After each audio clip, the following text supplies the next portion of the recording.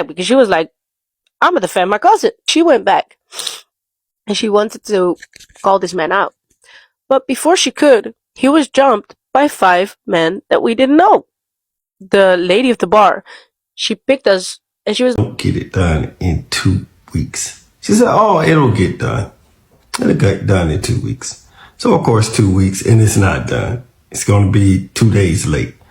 Met us, she was like, "Are your parents Ghanaian?" And I was like, "No." Bearing in mind as well, I'm married at this point, so my name is Vivian Onamayao. So Ready because we are going out for lunch. Our outfits went so well together. We always make sure we have a driver when we're here. It's just so convenient. Anyways, today's lunch location is... I'm in a rush. I want to leave America to Ghana. This is what a Black American woman is saying. And also I have another video of another foreigner talking about how safe Ghana is. And she shared her experience some time ago when she was in Ghana. And also I have other foreigners sharing their experiences. Don't forget to like, don't forget to subscribe. As I always say, you don't lose anything by just giving the video a thumbs up. Comment whatever you think and share. Let's go into the video. I'm actually rushing to get out of here. Like my flight is in 3 weeks because I don't want nothing to do with this when this stuff hit the fan, if you know what I'm talking about. I want to be in my home in a cry, you know. So what was the thing that made you even think about this? Like, what made you want to leave America, the land of the free and the home of the brave? The first time I went to Ghana, it was really hard. It was definitely a culture shock, and I wasn't open-minded, you know. I was like, I could get with this. Like, I like being able to feel safe in my community and talk to my neighbors, because in Philadelphia, we really hostile to each other. So it was nice to have friendly people around, people who made you feel safe. And also the cost of living. I was like, I could really like live a soft life out here from what I'm making, whereas struggling in my hometown. So really it was the cost of living, the hospitality, the weather, of course. Ghana is not safe is something that nobody ever said. So let's get into a story time of the only weird thing that happened to me in Ghana. And even that situation showed me how safe Ghana was. I often get asked whether Ghana is safe or not, or I notice that people think that it's not safe. So I wanted to tell a personal story in order for you to see the culture and the vibe. I was walking at Republic with my cousin, and all of a sudden my hair gets pulled by a man. And I'm in full disbelief because I'm like, is this really happening? What's happening? So I tell my cousin, that man pulled my hair. And she was like, he did what? She walked back because she was like, I'm gonna defend my cousin. She went back and she wanted to call this man out. But before she could, he was jumped by 5 men that we didn't know. The lady of the bar, she picked us and she was like, let's go, ladies. Let's go inside. And we went inside of the bar. We had our little drink, went out of the bar to be approached by a man. And he told us, we don't tolerate that over here. We don't like that. You don't touch women. You don't touch children. You don't do that. I heard you're a friend of, isn't this person? But even if you weren't, we don't allow that. I was like, wow. If that shit would have happened to me in Europe, they would have just looked at my ass. They would have just been like, even the lady of the bar was like, we were so tired of him. He was going on and on all night, being drunk, being disrespectful is not okay. We were protected that night by strangers, complete strangers. Let that sink in. So how many times have you been to Ghana? Like 11 times. Damn, 11. Okay, that's more than me. I win. So I grew up in Chicago. You grew up in Germany. What would you say is the biggest misconception? I think all these stereotypical misconceptions that there's like a lack of access to a lot of things here, which is not the case. There's so much access to all kinds of things that we in the West have the same. So you've been here 11 times. What do you love most about Ghana? The people here. I mean, my people here. My friends. Are they German or? No, most of them are Ghanaian or mixed Ghanaian or Nigerian. What's the most beautiful place that you've been in Ghana so far? I think my favorite place is Vli, like the waterfalls in the Walter region. I always go there when I need calm. Have you been to Nigeria? Nah, never. I heard it's like Ghana on crack. I think I'm ready.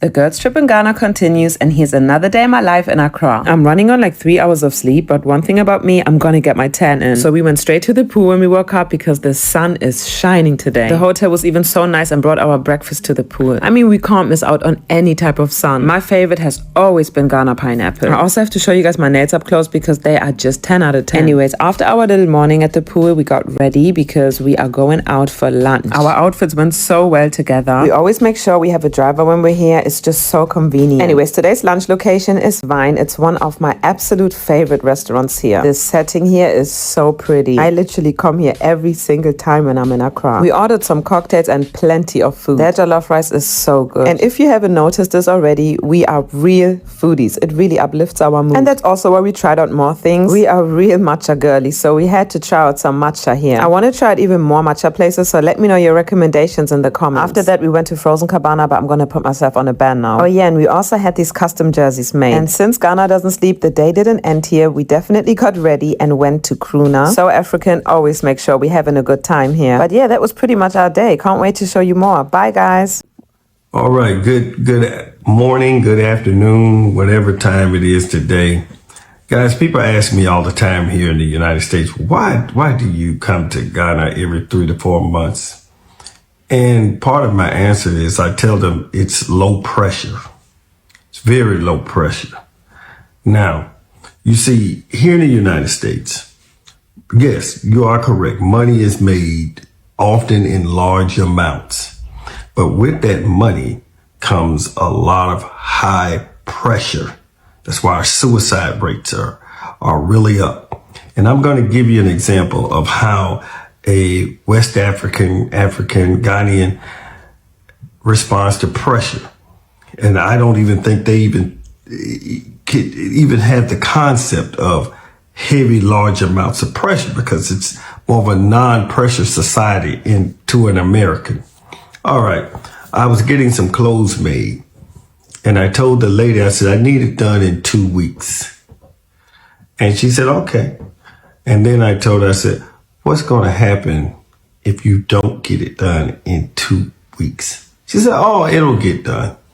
It'll get done in 2 weeks. So, of course, 2 weeks and it's not done. It's going to be 2 days late.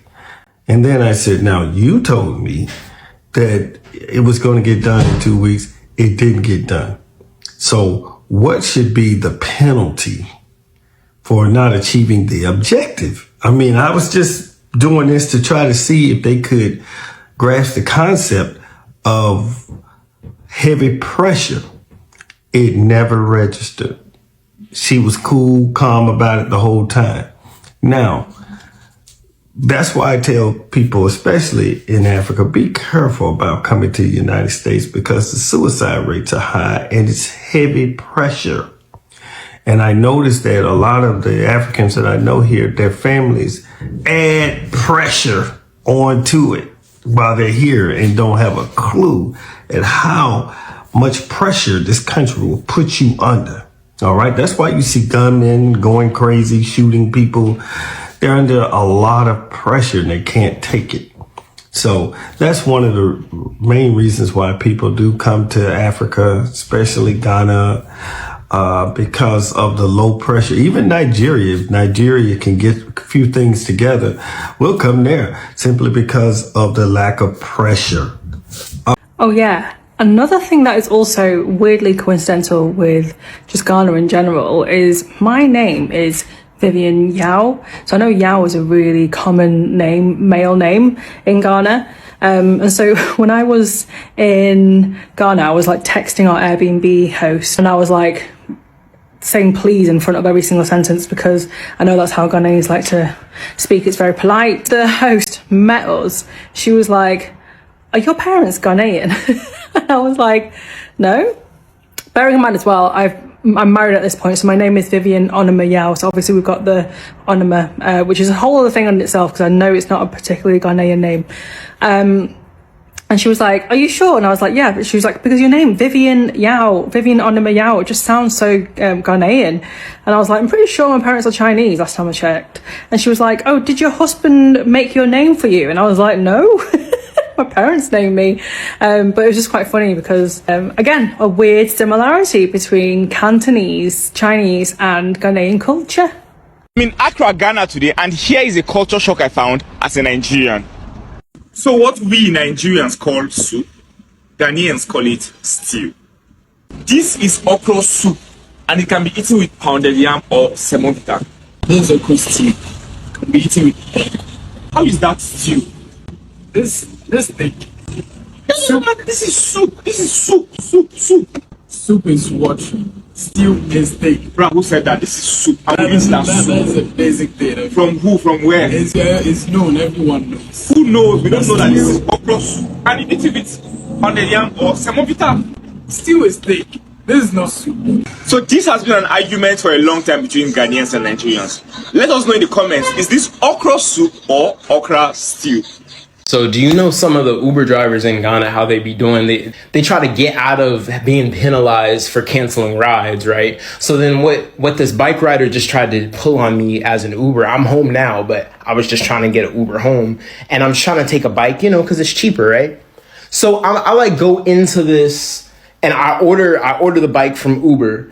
This guy, because what they like to do sometimes is if they don't want to get out of canceling the ride so it penalizes them, they will go and say that they're actually at the destination to pick you up, but they're not really there. And so they just expect you to cancel it. So then they say that they've started the ride. And so I get confused when I see it on the app and I'm like, he's not here. And then I try to call him and it's, sorry, this number has been switched off. And I'm like, all right, bro. So I already see what you're trying to do here. So at this point, I'm just like, why would I just continue to wait for a guy that's not going to come on Uber? And I can just switch apps, go over to Yango, which is going to be a cheaper ride anyways, get a bike on Yango, 20 Ghana cedis. So that's exactly what I did. And I'm home now and I get a notification. Are you okay? You've been in the same area for a long time from Uber. And it's like, this guy still hasn't canceled the ride. And that's none of my business. Whatever he got going on is whatever he got going on. But it's like, the moral of the story is just have multiple apps, bro. You got your Uber, you got your Bolt, you got your Yango. I got all three just in case in a situation just like this, because it's like, this guy's not coming on Uber. Just go over to Yango, bro. You figure it out. It's actually illegal to go to Ghana and not go to the living room, by the way. Guys, do you think he knows that there's a crack in the windscreen? Because it's very big. And why are the windows red? I've been to the living room too many times now. I'm never disappointed. So if you want to try some real authentic Ghanaian food, this is where you need to go. I've not actually sat upstairs before, but usually they've got a live band and entertainment downstairs. I can't lie, I get the same thing every time I come here. What? So I actually wanted the watermelon juice, but they said they didn't have it. Shock. So I got pineapple and ginger juice. Guys, what were they doing in the factory? Why is the bottle bent like this? I love ginger though. Anything ginger, you can get it. I've never actually tried this sobolo. Hey, that was spicy, Yeah, guys, I actually wasn't ready. I had to mix it with my pineapple and ginger. So I ordered the same thing every single time I come here. So fufu with light soup and crab and goat meat. I also asked for some okra and some egg, and they didn't have egg. Wash my hands because I'm about to go inside. This is everyone else's food. Lovely, cute. I just could eat everything. Oh my days, guys, you know that first scoop? These that were finishing their TikTok, I said, I'm busy. Too good. And you gotta wash your hands like this for the culture, by the way, even though I'm gonna wash my hands again because I need all of that oil off my nails. Why did everyone struggle to finish their food? Not when I'm around. No, guys, why do I eat so much? If I was to be reincarnated, I think I would want to be rice. Anyways, we had a look at some of the art that was in the restaurant. Beautiful. Ghana is known for art. Like, they are just arty farty. By the way, all of that food and drinks came up to like £55. What? Ghana is beautiful. Ghanaians are wonderful. Accra is awesome. 24 hours light, 365 days in a year. You understand? The people are very, very warm welcome. The food is very, you go lick your hand. You understand? But at the same time too, now so the hunger, they very nice. The suffering, they very nice. If they come Ghana, you no get plan for your head. You no get handwork. You no get certificate. We go fit apply for a job. If they come Ghana, they can't hunger. We go wire you, The kind of hunger we go wire you, It be for you around the gym. You understand? The hunger will wire you, dey for around the gym, make you no worry. Today like this, now two incidents now here. One Nigerian guy dey for around the asylum down. You know the asylum down, say one bridge dey for there. Okay? That bridge now, the guy, they sell phone casing, you know, get house. He can't sleep for there, for cover himself with clothes, they sleep for there. Apparently, he don't go smoke something. His head on the hot. You can't sleep for that. Sometimes I was sitting for that bridge. I was the one that say, how this people they sleep for that bridge, for that corner of the bridge. Who they fall, go down. This guy can't sleep for there, cover himself with clothes. Come like say forget, say, na bridge he sleep. This na bed he sleep, now make it just turn. To make it just turn like this, back am, you don't fall inside water. The next thing, now your body they carry come outside, you don't buy. You understand? You don't buy. Another one where I hear again, they say, the guy, you see this circle, apparently, I think it's a soldier bar or so, if you go inside, they get born Peking. The Peking, they call the guy princess. The girl born Peking, 6-month-old Peking. You understand? This girl now, they go take some kind of hard drugs. So young boys for the hood, constantly they do no good. How will they take hard drugs? They get Peking, because how they beat the girl. They beat the girl, they carry the girl go hospital. Now the girl take by. Now 6-month-old Peking, they there now. Who collect this Peking? Nobody know. Who collect this Peking now? Nobody know.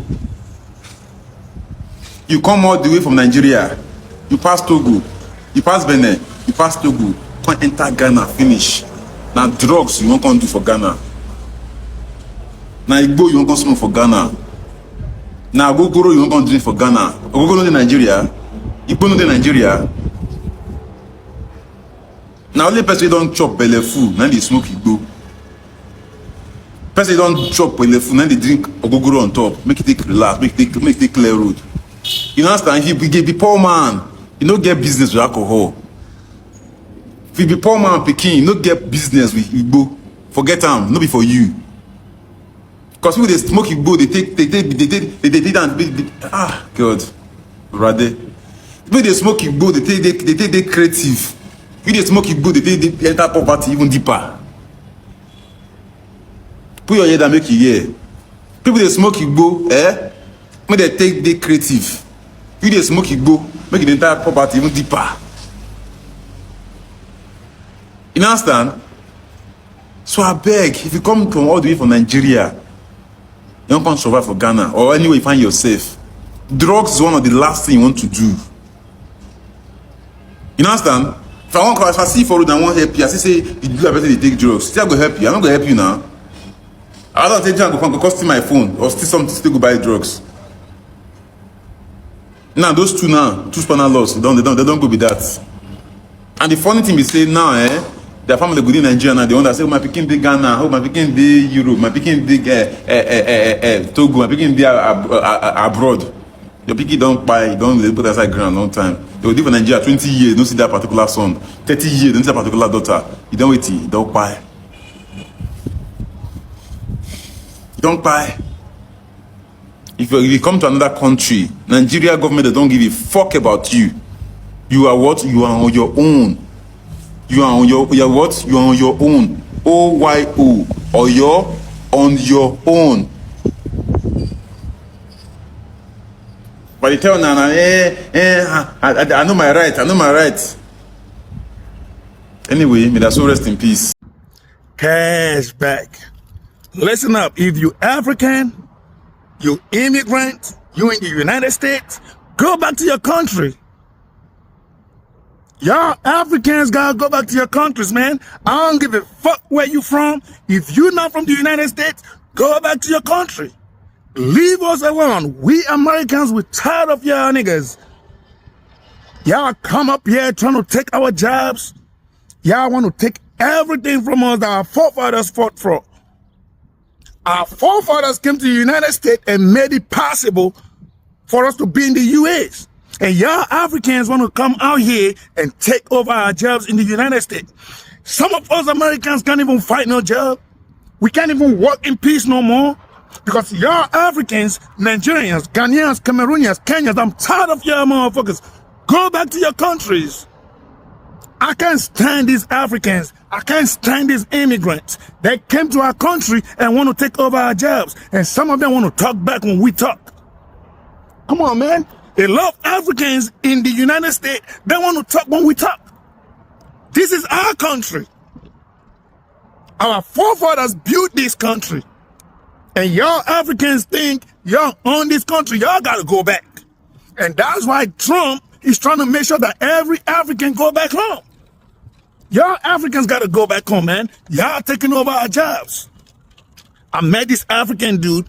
He going to be like, I'm going to McDonald's. I'm looking for KFC.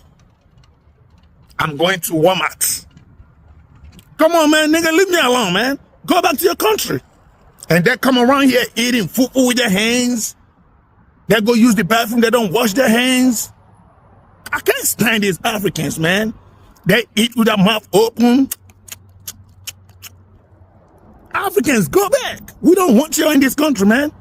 Come on, man. Y'all eat chicken feet. Y'all eat fish head and the eyes. Come on, man. Y'all eat fufu with your hands. Y'all eat rice with your hands. What is that food they call ogbono soup or draw soup? I don't know what they call it. They have like something like, you know, dough. They eat it with their hands and they call it amala and begiri or something. I can't stand these Africans. Their food stink. The goat meat stink. The fufu stink. Them Africans don't too much, man. Y'all gotta go back, Africans.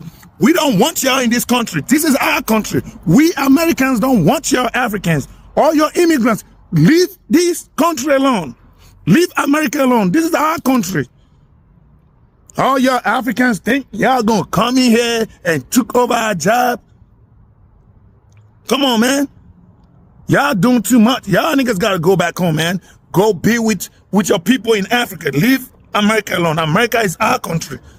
Come on, man. You know, this is something that is very known. People know what's going on in America, and especially in the world or in the West. And many Americans are actually finding or looking for safe places to just move to because, Charlie, and for her, she has already visited Ghana before, and I think she has her home here from what she said. So she just wants to leave America and just come to Ghana. And when we go to this particular woman, you see, it is hard for you to go onto the internet to find a video that says Ghana is not safe. It is very hard. Most of the videos, I would say over 90%, 95% of the videos are all positive. Like people talking about Ghana are mainly positive stuffs. You understand? That should tell you the country, how the country is. That should tell you how the country is. And it's a beautiful thing to see. It's a beautiful thing to hear as a Ghanaian. I all the time say that if the country is safe, the country is peaceful, it is because of the people, Ghanaians. They make the country peaceful and safe. You understand? Any country that is not safe, definitely you know it is the people that do not make the country safe. And as she said, with what happened, just look at the people that came around to help. This is Ghana. There are certain things that you will experience here that you will never ever experience anywhere in the world. That's why I always say this country is a very special country. You might look at it in a different way, but when you come here with an open mind, I'm telling you, you will enjoy your life here. So peace out. Thank you so much for watching.